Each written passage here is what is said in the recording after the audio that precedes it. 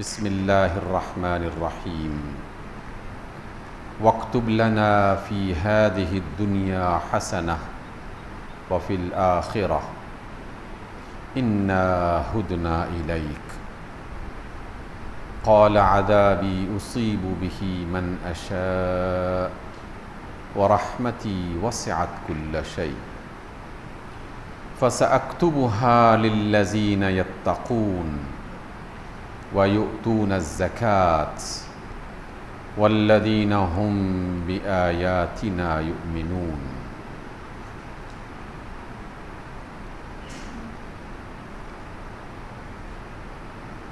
سامعین گرامی، سورۃ الاعراف کی آیت نمبر 156 آپ کے سامنے تلاوت کی گئی۔ رب ذوالجلال نے جناب موسیٰ علیہ السلام کا ذکر کرتے ہوئے اس دعا کو اور اس تمنا کو آج کی آیت میں بیان کیا ہے۔ لیکن جب کوئی آیت قرآن مجید کا حصہ بن جاتی ہے تو اس میں چاہے سابقہ انبیاء میں سے کسی بھی نبی کا ذکر ہو، در حقیقت خطاب نبی صلی اللہ علیہ وسلم کی امت ہی کے لیے ہوا کرتا ہے۔ سابقہ انبیاء کو محض ایک ذریعہ، ایک وسیلہ، ایک سبب بنایا جاتا ہے تاکہ امت مصطفیٰ صلی اللہ علیہ وسلم کو یہ بات سمجھائی جائے کہ جو تم سے تقاضا کیا جا رہا ہے، بالکل یہی بات اس سے پہلے بھی ہم اپنے انبیاء کے ذریعے سے اپنے اپنے زمانے کے لوگوں کو بتاتے رہے ہیں۔ اس آیت میں جناب موسیٰ علیہ السلام اپنے لیے اور اپنی امت کے لیے دعا کرتے ہیں، تمنا کرتے ہیں، اور بالکل ہو بہو یہی الفاظ جناب رسول اللہ صلی اللہ علیہ وسلم اپنی امت کے لیے اور اپنے لیے دعا کے طور پر اور تمنا کے طور پر پیش کرتے ہیں۔ کہا گیا وَاکْتُبْ لَنَا فِي هَذِهِ الدُّنْيَا حَسَنَةً وَفِي الْآخِرَةِ، اے اللہ ہماری اس دنیا کو بھی بہتر بنا دے، اس میں بھی بھلائی لکھ دے، اور آخرت میں بھی ہمارے لیے بھلائی کا فیصلہ کر دے۔ کیا ہو بہو یہی الفاظ جناب مصطفیٰ علیہ السلام نے ہمیں نہیں سکھائے؟ ربنا آتنا فی الدنیا حسنۃ وفی الآخرۃ حسنہ وقنا عذاب النار۔ تو گویا یہ تمنا ہر دور میں ہر نبی کی رہی، اور ہر نبی نے اپنی امت کو یہی بات سکھائی کہ تم اپنے اللہ سے دنیا اور آخرت کی کامیابی چاہو، کیونکہ ان دونوں سے مل کر دین اسلام کی تکمیل ہوا کرتی ہے۔ دین اسلام کا وہ تصور جو بعض غلط فہمیوں کی بنیاد پر لوگوں کے درمیان میں عام ہو گیا کہ جہاں کہیں دین کی بات ہوگی تو اس میں سے دنیا خارج ہو جائے گی، اس میں سے دنیا کو نکال دیا جائے گا۔ اللہ نے اور اس کے رسول نے کتنی بار اور کس قدر واضح انداز میں دنیا اور آخرت کو آپس میں جوڑا ہے، اور ان میں سے کسی ایک بھی زمانے کو یا مرحلہ حیات کو نظر انداز نہیں کیا۔ اس وجہ سے ہمیں سب سے پہلا سبق آج کی اس آیت کی روشنی میں یہ سیکھنا چاہیے کہ ہمیں آخرت میں کامیابی کی فکر تو کرنی ہی، اس میں کوئی شک نہیں ہے۔ اصل کامیابی کا دار و مدار تو آخرت میں کامیابی پر ہے، لیکن آخرت کی کامیابی دنیا میں کامیابی کی بنیاد پر ملے گی۔ جب تک ہم اپنی دنیا کو بہتر نہیں بنائیں گے، آخرت میں کامیاب ہونے کی تمنا ایک عبث، بیکار اور فضول قسم کی تمنا ہے، کیونکہ ایسا ہونے والا نہیں ہے۔ جس کا آج اچھا نہیں ہے، جس کا آج غلط ہے، اس کا کل کیسے اچھا ہو سکتا ہے؟ اس لیے پہلا نقطہ اپنے ذہن میں تازہ کر لیجئے اور اپنے آنے والی نسلوں کو یہ بات سمجھائیے کہ ہمیں جو دین عطا کیا گیا ہے یہ دین ہماری دنیا کو بہتر بنانے کے لیے ہے، اور جس نے اپنی دنیا کو بہتر بنایا اس کی آخرت بھی خود بخود بہتر ہو جائے گی۔ البتہ جو غلط فہمی پیدا ہوتی ہے وہ یہ کہ دنیا کی بہتری کا مطلب کیا ہے، بس یہاں پر آدمی مختلف قسم کی غلط فہمیوں کے شکار ہو جاتے ہیں۔ اللہ کے نزدیک دنیا کی بہتری یہ ہے کہ آدمی سچائی کے راستے پر چلتا رہے، دیانت اور امانت کے راستے پر چلتا رہے، حق کا ساتھ دیتا رہے، شیطان کی مخالفت کرتا رہے، اللہ کی بات کے سامنے سر تسلیم خم کرتا رہے، رسول کی بات کو اپنے لیے قول فیصل سمجھتا رہے، جناب رسول اللہ صلی اللہ علیہ وسلم جو طریقہ بتائیں اس طریقے سے بہتر کسی اور کا طریقہ نہ سمجھے، تو بس یہی دنیا کی کامیابی کی علامت ہے۔ اس کے نتیجے میں اگر اسے مال مل رہا ہے تو یہ اللہ تعالیٰ کی مزید عنایت ہے، اس کا فضل ہے۔ اگر شہرت مل رہی ہے تو یہ اس کا فضل ہے، اس کی عنایات ہیں، اس کی رحمت ہے۔ اگر اقتدار مل رہا ہے تو یہ اس کی عنایت ہے، اس کی شہرت ہے، اس کی عطا ہے، اس کی رحمت ہے۔ لیکن اگر حق پر قائم ہے، سچائی پر قائم ہے، دیانتداری پر قائم ہے، اپنے اللہ کی بات ماننے کے لیے ہر وقت تیار رہتا ہے، اور اس کے نتیجے میں اسے مال نہیں مل رہا، دنیا نہیں مل رہی، اقتدار نہیں مل رہا، تو تب بھی اس کی دنیا کامیاب ہی کامیاب ہے۔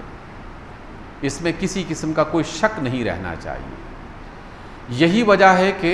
اللہ رب العزت نے اپنی انبیاء میں سے جناب نوح علیہ السلام کا قصہ بطور خاص اسی بات کو سمجھانے کے لیے کئی بار بیان کیا۔ جناب نوح علیہ السلام کے برحق ہونے میں کسی کو کوئی شک نہیں ہے، ہم سب انہی کی نسل سے آگے بڑھے ہیں، انہیں آدم ثانی کہا جاتا ہے، لیکن 950 برس تک کوئی معمولی مدت نہیں ہے، 950 برس تک لوگوں کو پکارتے رہے، بلاتے رہے، اللہ کی طرف صحیح راستے کی طرف لوگوں کو پکارتے رہے، سمجھاتے رہے، لیکن کتنے لوگ جمع ہو سکے؟ ان کی پارٹی میں کتنے افراد شامل ہو سکے؟ کیا اس علاقے کی اکثریت ان کا ساتھ دینے والی تھی؟ ہمیں قرآن بتاتا ہے کہ علاقے کی اکثریت نے ان کا ساتھ نہیں دیا تھا، بلکہ وہ مٹھی بھر لوگ جو ایک کشتی میں سوار ہو سکتے تھے، وہ 950 برس کی محنت کا نتیجہ صرف اتنے سے لوگ جو محض ایک کشتی میں سوار ہو سکتے ہیں۔ لیکن دنیا کیسے کامیاب ہوئی ان کی؟ دنیا اس اعتبار سے کامیاب ہوئی کہ جتنے بھی مخالف تھے، چاہے وہ ہزاروں کی تعداد میں ہوں یا لاکھوں کی تعداد میں، ان میں سے ایک بھی فرد جناب نوح علیہ السلام کے بارے میں یہ کہتا ہوا سنائی نہیں دیتا کہ فلاں موقع پر نوح علیہ السلام نے جھوٹ بولا تھا، فلاں موقع پر انہوں نے بددیانتی کی تھی، فلاں موقع پر کسی کا مال کھایا تھا، فلاں موقع پر کسی کی عزت کو اچھالا تھا، فلاں موقع پر کسی کی جان کو ناحق نقصان پہنچایا تھا۔ ایک بھی اس طرح کا الزام جناب نوح علیہ السلام پر نہیں لگ سکتا، اور نہ لگا، بس یہی کامیابی کی علامت ہے۔ اللہ نے نوح علیہ السلام کا قصہ بے مقصد تو بیان نہیں کیا تھا، صرف یہ بتانے کے لیے کہ اپنی دنیا کو بہتر بناؤ، اور دنیا کی بہتری یہ ہے کہ یہ چند ایک باتیں جو میں بار بار دہرا رہا ہوں، ان کا خاص طور پر تم خیال رکھو۔ آج بھی اسی بات کو یہاں دہرایا جا رہا ہے۔ جناب موسیٰ علیہ السلام نے دعا کی کہ اللہ ہماری دنیا میں بھی اچھائی اور بھلائی لکھ دے، اور ہماری آخرت میں بھی اچھائی اور بھلائی لکھ دے۔ انا ہدنا الیک، اے اللہ ہم تیری طرف پلٹ کے آ گئے ہیں، ہم نے تجھے اپنا مالک اور مولا، خالق اور عزت دینے والا، رزق دینے والا، زندگی اور موت کا فیصلے کرنے والا،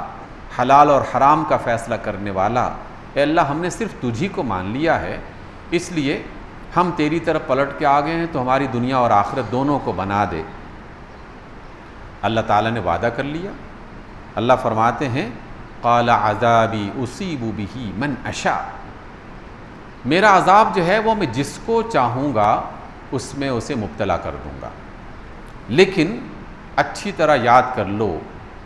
اے میرے بندو اچھی طرح سمجھ لو اور اسے اپنے ایمان کا سب سے مضبوط ترین حصہ بنا لو کہ وَرَحْمَتِي وَسِعَتْ كُلَّ شَيْءٍ، اگرچہ میں عذاب کا مالک ہوں، جسے چاہوں جب چاہوں عذاب میں مبتلا کر سکتا ہوں، لیکن میری رحمت میری عذاب سے زیادہ ہے، میری عنایات میری پکڑ سے زیادہ ہے، میرا فضل میری سزا سے زیادہ ہے، میری رحمت میرے جبر سے، میرے جبار ہونے سے، میرا رحمان ہونا، میرا رحیم ہونا یہ زیادہ ہے، اس لیے اس کو اپنے دل میں اچھی طرح جگہ بنا لو، اور جسے ہم کہتے ہیں کہ اپنے پلے میں باندھ لو اس بات کو، کیونکہ یہ بات انسان کے اندر سے نا امیدی کو ختم کرتی ہے۔ اس بات سے انسان صحیح راستے پر آنے کے لیے ہمہ وقت تیار رہتا ہے، کبھی مایوسی نہیں ہوتی، چاہے ہزارہا گناہ ہزارہا خطائیں اس سے سرزد ہو گئی ہوں، وہ اپنے اللہ کی رحمت سے کبھی مایوس نہیں ہوتا۔ اس لیے اللہ تعالیٰ نے عذاب کا ذکر کرنے کے بعد اپنی رحمت کی وسعت کا ذکر کیا، اس کے پھیلاؤ کا ذکر کیا، زمین اور آسمان میں ہر مقام پر اس کی رحمت ہی رحمت ہے جو کار فرما ہے۔ جناب رسول اللہ صلی اللہ علیہ وسلم فرماتے ہیں کہ اگر وہ ہر ایک فرد کو یا ہر ایک مخلوق کو اس کے گناہ کی، اس کی خطا کی سزا فوراً دینا شروع کر دے تو کسی کافر کو پانی کا ایک گھونٹ میسر نہ آئے، اسی لمحے اسے سزا دے کر اس دنیا سے چلتا بنائے، ختم کر دے اس کو، وہ ایک سانس بھی اللہ کی مرضی کے بغیر نہ لے سکے۔ لیکن یہ اس کی عنایت ہے کہ رحمت کی بنیاد پر گناہ گاروں کو دیکھتا ہے اور دیکھتا ہی چلا جاتا ہے، موقع پر موقع یہ دیتا چلا جاتا ہے۔ یہ اس کی رحمت کی ایک جھلک ہے کہ گناہ گاروں کو، باغیوں کو، نافرمانوں کو یہ سب غلط کام کرتے ہوئے دیکھتا ہے، پکڑنے کی طاقت ہے لیکن پکڑتا نہیں ہے، عذاب میں گرفتار کرنے کی صلاحیت ہے لیکن چھوٹ دے رہا ہے، ڈھیل دے رہا ہے، کیونکہ وہ بھی یہی چاہتا ہے کہ میرے بندے کسی نہ کسی طریقے سے میرے عذاب سے بچ کر میری رحمت کے دامن میں آ جائیں۔ اس کو بھی اسی بات سے زیادہ لگاؤ ہے۔ جہنم میں بھیجنا اس کو اچھا نہیں لگتا، اس نے جہنم تو انتہائی باغیوں کے لیے اور انتہائی ڈھیٹ قسم کے گناہ گاروں کے لیے بنا رکھی ہے، چھوٹے موٹے گناہ گاروں کے لیے جہنم اس نے بنائی نہیں ہے، ڈھیٹ قسم کے گناہ گاروں کے لیے بنا رکھی ہے۔ اس وجہ سے فرمایا گیا کہ وَرَحْمَتِي وَسِعَتْ كُلَّ شَيْءٍ۔ پھر اللہ تعالیٰ نے ایک خاص شرط لگا کر ہمیں بتایا کہ تم واقعی اگر اس کی رحمت کے حقدار بننا چاہتے ہو تو پھر تمہیں کیا کرنا چاہیے۔ اللہ فرماتے ہیں کہ فَسَأَكْتُبُهَا لِلَّذِينَ يَتَّقُونَ، میں اپنی رحمت ان کے لیے لکھ دوں گا کہ جو متقی بنتے ہیں، جو تقوی کے راستے پر چلتے ہیں، جو اپنے آپ کو نافرمانی سے بچاؤ کے راستے پر چلتے ہیں۔ پچھلے جمعے میں آپ نے سنا کہ ہم نے روزے کے بارے میں جب آیت پڑھی تھی اس میں بھی تو یہی بات کہی گئی تھی، اے ایمان والو تم پر روزے فرض کیے گئے جیسے پہلوں پر فرض کیے گئے تھے تاکہ تم متقی بن جاؤ۔ گویا کہ اللہ تعالیٰ اپنی رحمت ہمیں عطا کرنا چاہتا ہے، اور رحمت چونکہ اس نے متقیوں کے لیے، پرہیزگاروں کے لیے، نافرمانی سے بچنے والوں کے لیے لکھ رکھی ہے، اس لیے متقی بننے کے حوالے سے اس نے روزے ہم پر فرض کر دیے، نمازیں ہم پر فرض کر دی، زکوٰۃ ہم پر فرض کر دی، ذکر کی صورتیں ہمیں عطا کر دی، اور بے شمار قسم کے اچھے کام، وہ کام ہمیں بتائے کہ تم یہ کرو گے تو متقی بن جاؤ گے، متقی بن جاؤ گے تو یہ والی نعمت یعنی میری رحمت کے دامن میں آ جاؤ گے۔ اس وجہ سے ہر چیز ایک دوسرے کے ساتھ مربوط ہے، جڑی ہوئی ہے، ہمیں یہ تعلیم دی جا رہی ہے۔ فَسَأَكْتُبُهَا لِلَّذِينَ يَتَّقُونَ، میں اپنی رحمت ان کے لیے لکھ دوں گا کہ جو متقی بنتے ہیں۔ وَيُؤْتُونَ الزَّكَاةَ، جو زکوٰۃ ادا کرتے ہیں۔ والذین هم بآیاتنا یؤمنون، جو ہماری باتوں پر یقین کرتے ہیں، جو ہماری باتوں پر یقین کرتے ہیں، ہماری آیات پر ایمان لاتے ہیں۔ اس کا مطلب یہ ہے کہ ہماری باتوں پر یقین کرتے ہیں۔ آیات کیا ہیں؟ آیات اللہ تعالیٰ کی باتیں ہیں، اللہ تعالیٰ کی قدرتوں کی نشانیاں ہیں، اللہ تعالیٰ کی پہچان ہے۔ اور اللہ کی پہچان، اللہ کی آیات ہمیں کس واسطے سے، کس وسیلے سے ملی؟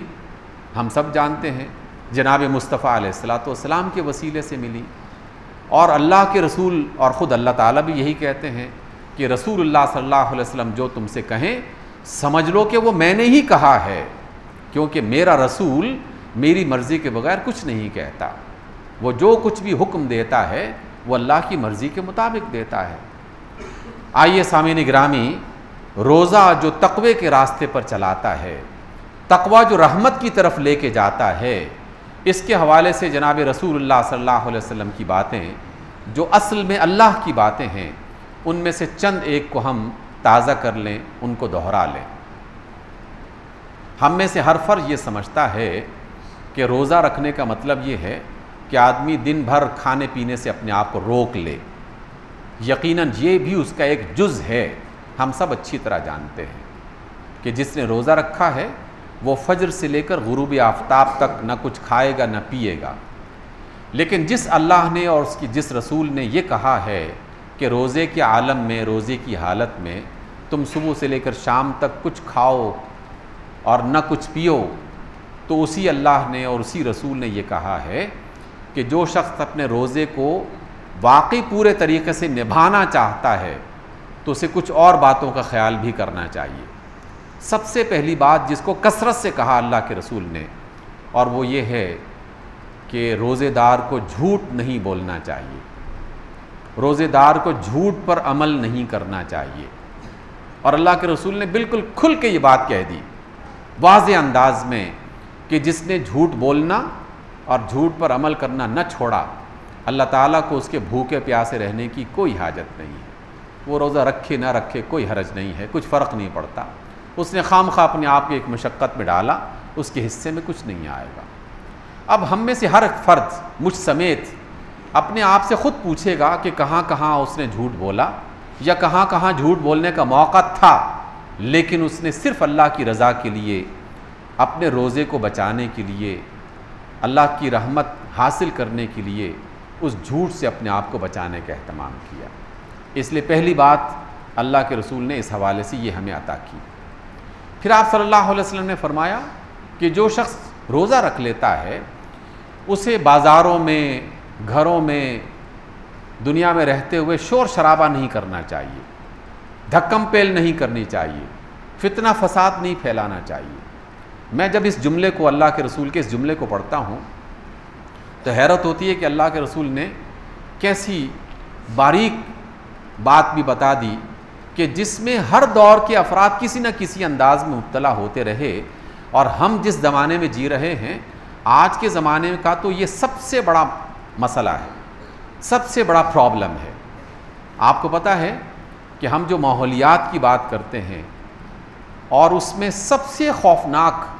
جو ماحول کو خراب کرنے کا ذریعہ ہے وہ شور شرابہ ہے، چاہے وہ گاڑیوں کے آوازیں ہوں یا کارخانوں کے چلنے کی آوازیں ہوں یا اونچی آواز میں لاؤڈ سپیکرز کا استعمال ہو یا گانے بجانے کی مختلف مجالس کا اہتمام ہو یا ویسے ہی بازاروں میں چیخ و پکار کرتے رہنا، شور شرابہ کرتے رہنا،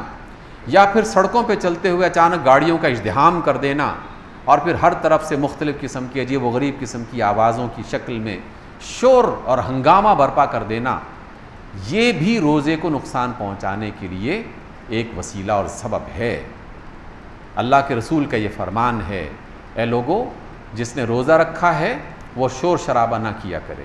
وہ دنگا فساد نہ کرے، وہ ایسی ہڑبونگ نہ بچائے کہ اللہ تعالیٰ کو یہ بات پسند نہیں ہے۔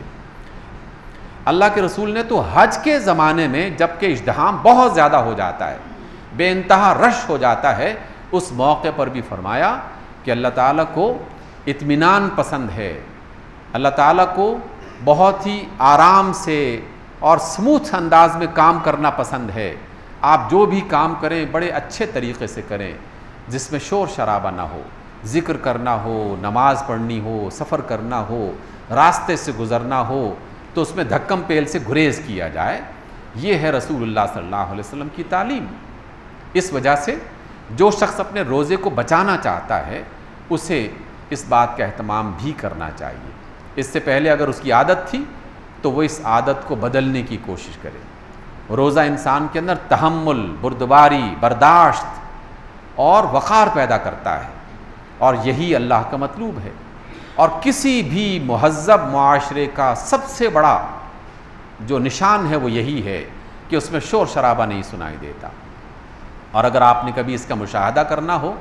تو بدقسمتی سے آج کے زمانے میں ہمیں پھر ان غیر مسلم ممالک کی طرف دیکھنا پڑتا ہے کہ جہاں آپ ایئرپورٹ پہ اترتے ہی ایسا لگتا ہے کہ آپ ایک نئی دنیا میں آ گئے ہیں، جیسے یہاں کے لوگ بولتے نہیں ہیں، بس ہلکے پھلکے انداز میں بات کرتے ہیں اور سارے کام ہو رہے ہیں۔ کوئی ہنگامہ نہیں، کوئی شور شرابہ نہیں، کوئی اونچی آواز میں آوازیں نہیں دی جا رہی، نہ ٹیکسی ڈرائیور، نہ مارکیٹوں میں پکارنے والے، نہ گلیوں بازاروں میں شور شرابہ، کہیں سنائی نہیں دیتا۔ آخر انہوں نے یہ کہاں سے حاصل کر لیا؟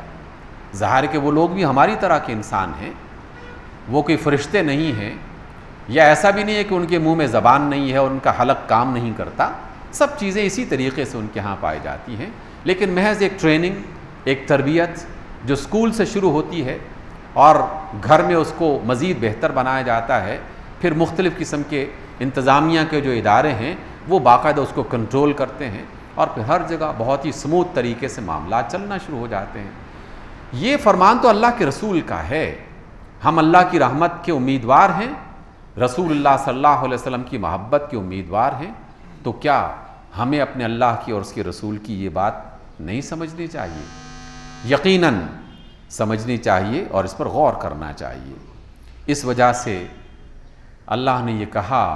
کہ میری رحمت بہت وسیع ہے، اور میں یہ لکھوں گا ان کے لیے کہ جو اس رسول کی پیروی کرتے ہیں۔ الذین یتبعون الرسول النبی الامی الذی یجدونہ مکتوبا عندہم فی التوراۃ والانجیل، وہ لوگ کہ جو اس رسول کی اتباع کرتے ہیں، جو نبی ہے، جو امی ہے، جس کا ذکر وہ اپنے ہاں تورات اور انجیل میں پاتے ہیں، جو انہیں معروف کا حکم دیتے ہیں اور انہیں منکر سے منع کرتے ہیں۔ بس آخری یہ دونوں لفظ معروف کا حکم دیتے ہیں۔ معروف وہی ہے جس کا میں نے ابھی آپ کے سامنے ذکر کیا۔ ایک اچھا معاشرہ، ایک باوقار معاشرہ، اس کے ہاں معروف یہی ہے کہ وہ ایک دوسرے کے لیے اذیت کا باعث نہ بنے۔ جناب رسول اللہ صلی اللہ علیہ وسلم کا فرمان گرامی ہے کہ رمضان کا پہلا عشرہ رحمت ہے، اور ہم سب یہ اچھی طرح جانتے بھی ہیں اور اکثر ذکر ہوتا ہے جب بھی رمضان کا پہلا عشرہ آتا ہے۔ ایک ذرا سا سوال اپنے آپ سے کیجئے، کیا رمضان کے اس عشرے سے پہلے اللہ تعالیٰ کی رحمت کام نہیں کر رہی تھی؟ نہیں، اس کی رحمت تو موجود تھی۔ اور کیا یہ عشرہ جب ختم ہو جائے گا تو اس کی رحمت ختم ہو جائے گی؟ ایسا بھی نہیں ہے، اس کی رحمت ختم نہیں ہوگی۔ لیکن یہ جو عشرہ رحمت ہے، اس میں وہ بھرپور طریقے سے اپنی رحمت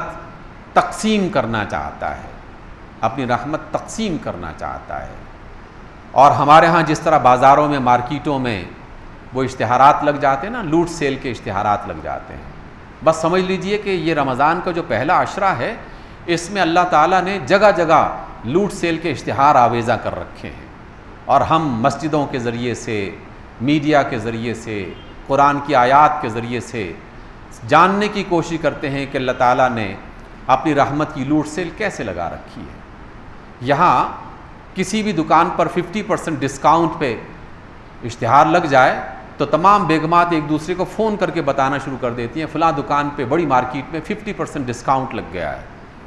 اور لوگوں نے جو نہیں بھی خریدنا ہوتا وہ بھی خریدنا شروع کر دیتے ہیں۔ آئندہ سال کے لیے ذخیرہ کرنا شروع کر دیتے ہیں، گرمیوں کے کپڑے ابھی سے خرید لو،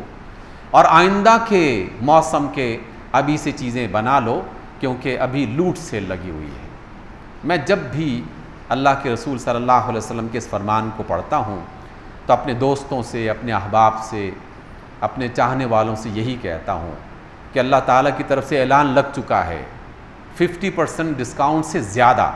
50% تو کوئی بات ہی نہیں ہے. اللہ نے تو کہا کہ ایک خریدو اور 70 لے کے جاؤ. ایسا نہیں کہ ایک خریدو اور ایک مفت میں لے کے جاؤ. ایک خریدو اور 70 لے کے جاؤ. ایک فرض ادا کرو اور 70 فرائض کے ثواب اپنے ساتھ جمع کر کے لے کے جاؤ. نفل خریدو اور فرض کا ثواب لے کے جاؤ. یہ رحمت کے انداز ہیں. ایسے موسم میں جب اللہ تعالیٰ کی طرف سے رحمت ہر طرف نچھاور ہو رہی ہو، کتنے بد نصیب ہوں گے کہ جو پھر بھی اپنی آنکھیں بند کر کے، اپنے کان بند کر کے اللہ کی رحمت سے منہ موڑ کے بیٹھے رہتے ہیں. نہ روزہ رکھا، نہ نماز پڑھی، نہ قرآن پڑھا، نہ ذکر کیا،